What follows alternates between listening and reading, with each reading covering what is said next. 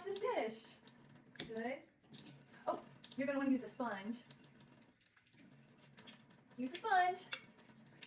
Okay, it's not gonna get the grease off, I'll just do it. When teaching a new skill, there are some things to avoid.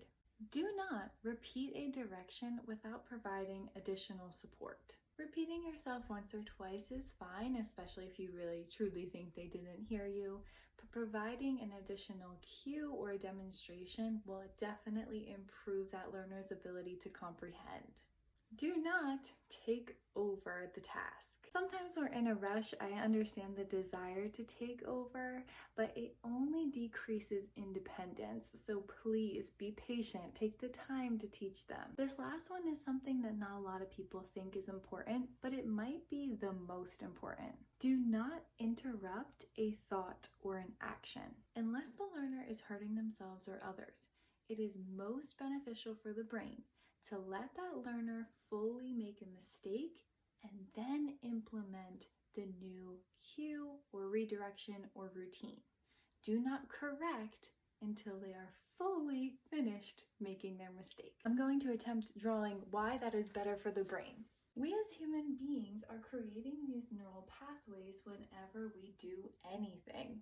Performing an action or communicating is riding this wave of the neural pathway, and it is very automatic for us. When we attempt to correct someone and interrupt this neural pathway, we may be causing anxiety and thus decreasing the potential of new information getting in and sticking. When we allow this neural pathway to go until completion and then introduce a new method, that learner is more likely to absorb and recorrect.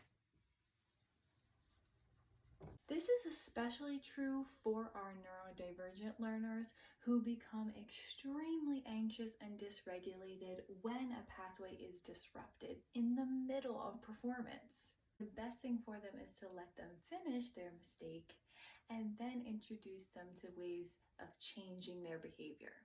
Okay, we're gonna wash the dish, turn on the water, get a little soap, grab the sponge. This is really gonna help us get all the grease off the pan.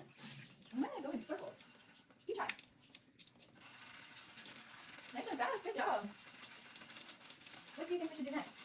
And here are some simple things to do when teaching a new skill. Start off with a demonstration. Give them plenty of visual information. Narrate what they're doing, why we're doing it, and why it's important.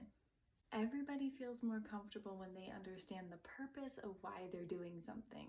And the last one is to challenge them. This is important for so many reasons.